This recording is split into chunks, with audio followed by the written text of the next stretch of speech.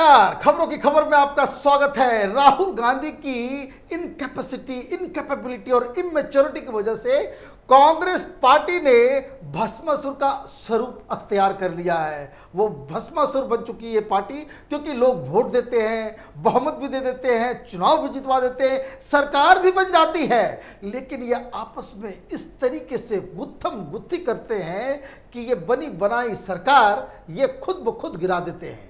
यही काम इन्होंने कर्नाटक में किया, जेडीएस के साथ सरकार बनाई और उसका चीफ मिनिस्टर रोता रोता घूमता था कि भाई बहुत दबाव है।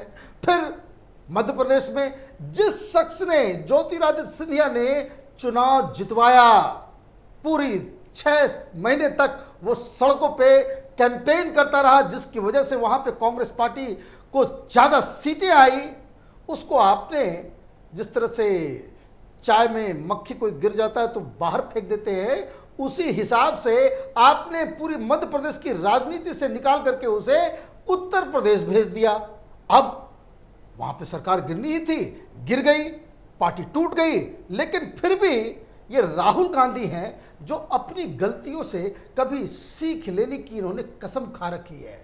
राजस्थान में दूसरा बवाल हो रहा है, पता नहीं सोनिया गांधी कहां सो रही हैं, प्रियंका गांधी मुंह से लगता है कोई आवाज नहीं है उनके पास, और राहुल गांधी, उनके बारे में तो कुछ कहा ही नहीं जा सकता है। या डिप्टी चीफ मिनिस्टर और चीफ मिनिस्टर एक दूसरे को वारंट भेज रहा है। ये कभी ये पहली बार ऐसा हुआ है भारत की राजनीति में कि एक ही पार्टी की सरकार है और चीफ मिनिस्टर अपने डिप्टी चीफ मिनिस्टर के ऊपर यह आरोप लगा रहा है, समन भेज रहा है, पुलिसिया कार्रवाई कर रहा है कि यह शख्स पार्टी और सरकार को तोड़ने में जुटा हुआ है। इस कहानी की पूरी डिटेल में बताऊंगा, लेकिन ऐसा लग रहा है कि राहुल गांधी की काहिली की वजह से राजस्थान की कांग्रेस पार्टी की सरकार भी अब गिरने वाली है, क्योंकि हरियाणा के तावड़ू में एक रिसोर्ट में कम से कम जो हमारे पास जो जानकारी है, वहां 22 विधायक, बागी विधायक कांग्रेस के वहां पे मौजूद हैं और ये सब चाहते हैं कि सचिन पायलट राजस्थान की कमान संभाले और सचिन पायलट मुख्यमंत्री बने, और अगर ऐसा नहीं होता है तो वो पार्टी को तोड़ सकते हैं, इस्तीफा दे सकते हैं, बाकी की कार्रवाई कर सकते हैं, जिससे कांग्रेस पार्टी की सरकार खुद ब खुद गिर जाएगी, माइनॉरिटी में आ जाएगी। अब सवाल यह है कि ये ऐसा क्यों हुआ? ऐसा इसलिए हुआ क्योंकि आपको याद होगा कैपिटल टीवी में कल हमारे न्यूज़ एडिटर राजीव कुमार ने बहुत ही डिटेल में बताया था कि राजस्थान की कांग्रेस पार्टी के अंदर किस तरह का उठापटक चल रहा है। हालांकि ये उठापटक तो बहुत दिनों से चल रहा है, लेकिन अभी जो फिलहाल ये जो मसला हुआ कि कहीं कोई जमीन पर कोई इसकी सुदबुगाहट भी नहीं थी, लोग कोरोना से परेशान हैं, लेकिन अचानक से कल गहलोत साहब जो वहाँ राजस्थान के चीफ मिनिस्टर हैं, उन्होंने प्रेस कॉन्फ्रेंस कर दी और प्रेस कॉन्फ्रेंस करके कहा कि बीजेपी कांग्रेस पार्टी को तोड़ना चाहती है, खरीद फरोख्त करना चाहती है, जिस तरह से प्रलोभन दिया जा रहा है, 25-25 करोड़ रुपए की ऑफर दी जा रही है। ये इतना भी ये लोगों ने बताया, चीफ मिनिस्टर ने ये भी बताया कि कुछ लोगों से ये फ़ोन करके कहा जा रहा है कि फ़िलहाल आपको 10 करोड़ रुपया दिया जाएगा और बाद में 25 करोड़ रुपया दिया जाएगा। ये बहुत ही शर्मनाक तरीका है, राजनीति का ये अच्छा स्वरूप नहीं है, ब्ला ब्ला। आपने बीजेपी को पूरा जो है उन्होंने खरी खोटी सुनाई और ये कहा कि ये सब केंद्रीय जो नेतृत्व है, मतलब मोदी और अमित शाह के कहने पे ये सब किया जा रहा है। लेकिन ये कहाँ मतलब था, ये क्या पता था कि ये अंदर खाने तो कुछ और खेल चल रहा है। अंदर खाने कुछ और खेल ये चल रहा था कि दरअसल गहलोत साहब को बहुत पहले से ही, जैसे ही आपको याद होगा, मैं आपको बताऊं कि जब सिंधिया साहब ने पार्टी को छोड़ के, कांग्रेस पार्टी को छोड़ के वो जब मिले, जब वो बीजेपी में शामिल हुए, तो लास्ट पर्सन वो किससे मिले? उस समय राजस्थान में बवाल चल रहा था, लेकिन जो deputy chief minister Sachin Pilot, वो दिल्ली में आकर के रूठे हुए बैठे हुए थे। सचिन पायलट से आखिरी मुलाकात सिंधिया साहब ने की, उसके बाद वो बीजेपी में आए। अब सचिन पायलट की दिक्कत क्या है कि सचिन पायलट की दिक्कत ये है कि सचिन पायलट को ये कहा गया था कि आप राजस्थान की तैयारी करें, राजस्थान में बहुत ही स्ट्रांग बहुमत के साथ वसुंधरा राजे सिंधिया की सरकार थी, मजबूत सरकार थी, और कांग्रेस पार्टी जो पार्टी संगठन था वो बिल्कुल ही मूर्छित पड़ा हुआ था। और ऐसे में सचिन पायलट ने राजस्थान के कोने कोने में जाकर रैली की, संगठन को तैयार किया और इस मकाम तक पहुंचाया कि पार्टी फिर से जीत गई। और जब जीत गई तो कांग्रेस पार्टी में तो एक नया, सोनिया गांधी की अकर्मण्यता की वजह से यही हो रहा है कि जो फेलियर है, जो किसी काम का नहीं है, उसको इनाम दिया जाता है, और जो सूरवीर होते हैं, जो पार्टी को चुनाव जितवा सकते हैं, उनको हरास करने का एक नया जो प्रचलन जो है कांग्रेस पार्टी में शुरू हो गया है। ये तय किया जाता है, जो थिंक टैंक है कांग्रेस पार्टी का, कि कोई भी यंग लीडर राहुल से बड़ा कद उसका नहीं हो, उसकी पूरी व्यवस्था कर दी जाती है। और इसलिए बहुत बवाल मचा था। सचिन पायलट ने उस समय भी कहा था कि मुझे इस बात के लिए आश्वासन दिया गया था पार्टी की हाईकमान की तरफ से कि चुनाव जीतने के बाद आपको चीफ मिनिस्टर बनाया जाएगा, लेकिन आखिर में इसे पूरा यू टर्न दे दिया गया और गहलोत को फिर से चीफ मिनिस्टर बना दिया गया। अब ये तो पहले से चला आ रहा था, लेकिन पिछले कुछ दिनों में ये बात हुई कि जब गहलोत साहब ने एक अलग टीम बना दी और 2 फोन कॉल, जैसे उनकी जो कांग्रेस पार्टी बता रही है, ये भी अजीबोगरीब है। ये सारी बातें कांग्रेस पार्टी और कांग्रेस पार्टी के प्रवक्ता और उसके चीफ मिनिस्टर ही बता रहे हैं कि 2 फोन नंबर को इन लोगों ने सर्विलेंस पे लगाया था। अब ये जो 2 फोन नंबर को सर्विलेंस पे लगाया, तो इनका दावा है, सरकार का, पुलिस का, राजस्थान का दावा है कि इसमें जो बातचीत हुई उसमें यह साफ साफ पता चला कि जो उनका जो डिप्टी चीफ मिनिस्टर है यानी सचिन पायलट, ये सरकार को गिराने वाले हैं, और इसके लिए एक समन भी जारी कर दिया गया।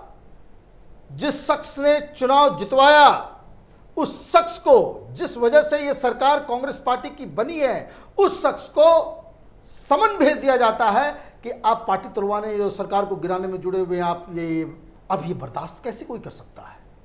ये बर्दाश्त कैसे कोई कर सकता है? ये तो समझने वाली बात है।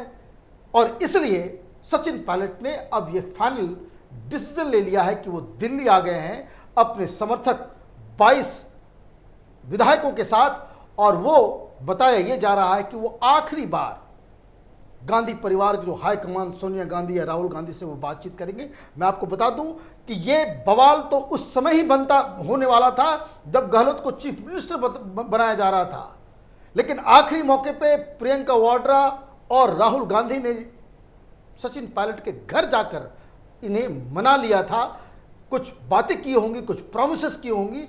अब शायद लगता है कि वो सारी बातें, हालांकि वो जो बात हुई थी उसकी बारे में भी जानकारी है। इनसे ये कहा गया था कि अभी चुनाव तो हो गए हैं, लेकिन बड़ा चैलेंज आना बाकी है। बड़ा चैलेंज ये है कि विधानसभा के बाद अब लोकसभा का चुनाव आने वाला है 2019 का, उसमें एक एक्सपीरियंस शख्स की ज़रूरत होगी जो राजस्थान में कांग्रेस पार्टी को कुछ लोकसभा की सीटें जिता सकता है। उसमें बहुत सारे इफ्स एंड बट्स हैं, और इसलिए एक एक्सपीरियंस आदमी चाहिए ताकि उसका फ़ायदा लोकसभा चुनाव में मिल सके।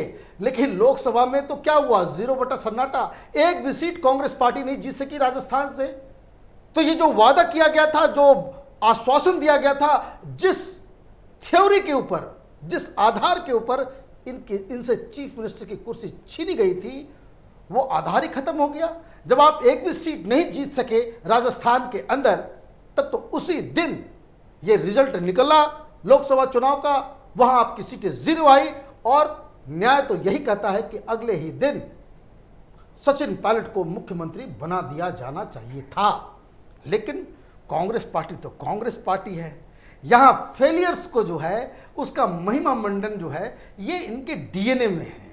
चुनाव पे दर चुनाव जो है राहुल गांधी वो हरवाते रहेंगे, लेकिन फिर भी उनका महिमा मंडन जो है होना बाकी। अब पता नहीं किस बिल में घुसे हुए हैं। ऐसे तो रोज़ सवेरे सवेरे वो ट्वीट किया करते थे, आज वो ट्वीट नहीं है।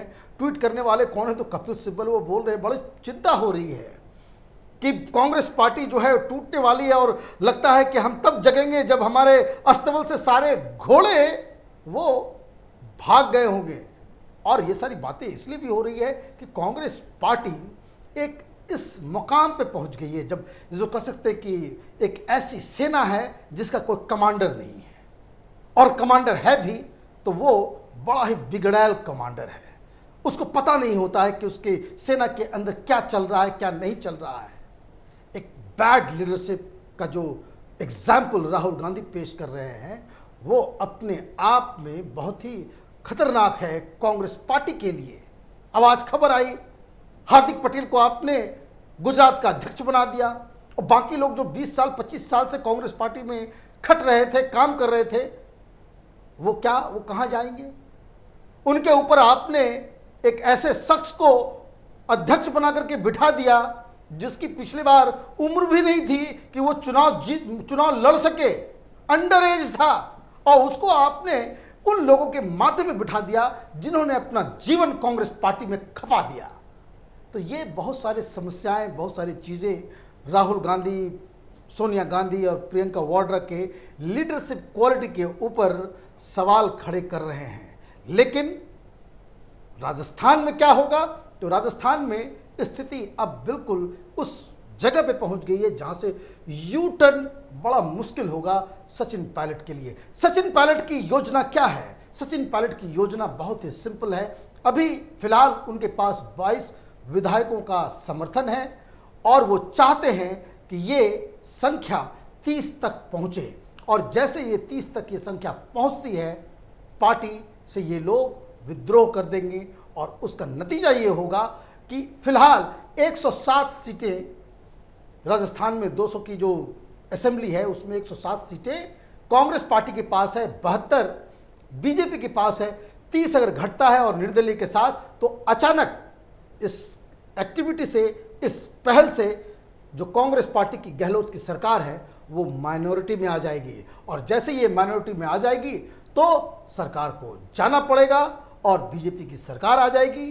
अगर इसको रोकने का तरीका बस एक है, एकमात्र तरीका है, अगर कांग्रेस पार्टी को अपनी लाज, अपनी साख राजस्थान में और पूरे देश में बचानी है, तो कि जिस शख्स ने, जिसकी वजह से राजस्थान में कांग्रेस पार्टी सरकार बनाने में कामयाब हुई, उस शख्स को न्याय मिले, उसको मुख्यमंत्री बनाया जाए। अदरवाइज कोई भी खेल अगर कांग्रेस पार्टी करने की कोशिश करेगी तो स्थिति कांग्रेस के लिए खराब हो जाएगी। हमारी नज़र इस खबर पे बनी रहेगी। आप देखते रहिए कैपिटल टीवी। हमारे वीडियोस को लाइक कीजिए, शेयर कीजिए और हमारे चैनल को सब्सक्राइब कीजिए। धन्यवाद।